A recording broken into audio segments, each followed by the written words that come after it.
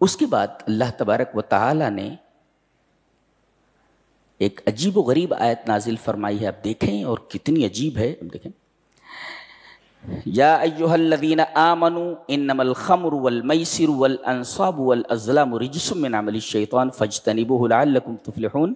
انما یرید الشیطان ان یوقع بینکم العداوۃ والبغضاء فی الخمر والمیسر ویصدکم عن ذکر اللہ وعن الصلاۃ فہل انتم منتہون. اللہ نے شراب کے حرام کرنے کی 7 وجہیں بیان کی ہیں. شراب کیوں حرام کی گئی؟ اس کی 7 وجہیں ہیں. جی بتایا گیا.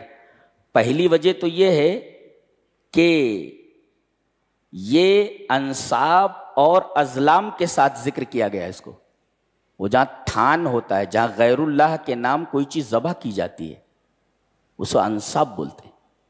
اور ازلام پانسے جن کے ذریعے آدمی فال نکالتا تھا، اس پر لکھا رہتا افعال لا تفعل اور ایک خالی رہتا تھا نکالنا، اس کو کہتے تھے ازلام. تو اللہ تعالی نے شراب کو بتوں کے ساتھ ذکر فرمایا. اس کا مطلب ہے شراب سے دین کے اوپر بھی اثر پڑتا ہے. اور اس سورہ کریمہ میں حفظ الدین کے بارے میں کافی زور دیا گیا ہے، آدمی دین کی حفاظت کرے. دوسرے رجس ہے. یہ کیا؟ شراب. رجس کی تعریف کیا ہے؟ کل عمل لا خیر فیہ، وہ عمل جس کے اندر کوئی بھلائی نہ ہو، دیٹ از کالڈ رجس. تو اس کے اندر کوئی بھلائی نہیں ہے شراب میں. 2.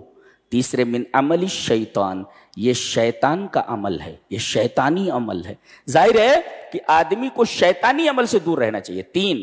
فجتنبوہ، منع کیا گیا، رک جاؤ، اجتناب کرو. 4.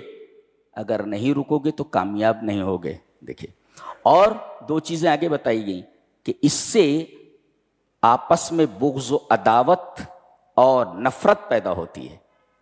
آدمی شراب پیے ہوئے کسی کو گالی دے دیتا ہے اس لیے کہ ذہن قابو بھی نہیں ہے، لڑائی جھگڑا ہو جائے، مرڈر تک ہو جاتا ہے. تو اس سے عداوت پیدا ہو جاتی ہے دلوں میں.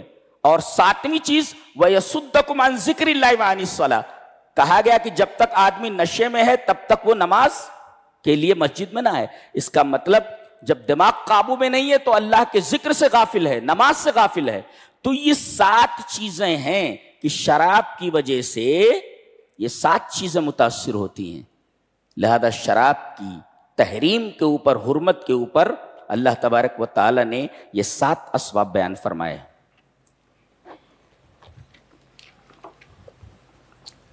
آگے عید کا ذکر ہے. عید الاولنا و آخرنا. اس سورہ کریمہ کا نام مائدہ کیوں ہے؟ مائدہ مانے دسترخوان. حضرت عیسیٰ علیہ السلام کے حواریین بھوکے تھے.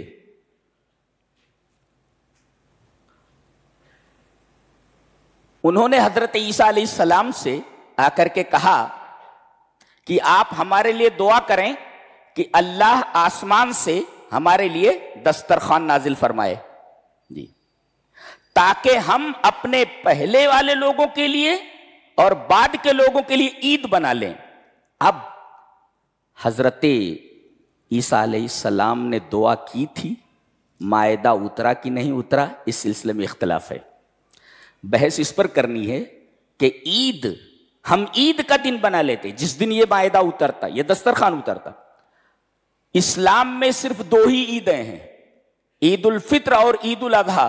تیسری کسی عید کا تصور نہیں ہے جسے ہم عید میلاد النبی اور پتہ نہیں کون کون سی عیدیں کہتے ہیں. ان تمام عیدوں کا کوئی تصور نہیں ہے. اسلام میں صرف 2 ہی عیدیں ہیں، ایک عید الفطر اور ایک عید الاضحیٰ. جی یہاں ایک مسئلہ یہ بھی بتا دیں کہ عیدین کا وقت کب سے شروع ہوتا ہے؟ سورج نکل کر سوا نیزے پر آ جائے، 1 نیزے پر آ جائے یا 2 نیزے کے برابر، اس کا اندازہ کیا گیا ہے کہ سورج نکلنے کے 15 منٹ بعد عید کی نماز کا وقت ہو جاتا ہے. آپ پڑھ سکتے ہیں. کب تک پڑھ سکتے ہیں؟ زوال تک. زوال کے بعد عید کی نماز نہیں پڑھ سکتے آپ. تو سورج نکلنے کے 15 منٹ بعد اس کا اندازہ کس سے کیا گیا ہے؟ سورج 1 نیزے کے برابر یا 2 نیزے کے برابر ہو جائے، یعنی سورج نکلنے کے 15 منٹ بعد عید کی نماز کا وقت شروع ہوتا ہے اور زوال کے وقت تک اس کا وقت رہتا ہے. زوال کے بعد آپ عید کی نماز نہیں پڑھ سکتے ہیں۔ یہ عید کے بارے میں ایک مسئلہ تھا، اور 7 5 12 تکبیروں سے پڑھی جاتی ہے۔ تکبیر تحریمہ کے بعد پہلی رکعت میں 7 تکبیر زوائد، اور دوسری رکعت کے اندر 5 تکبیر زوائد۔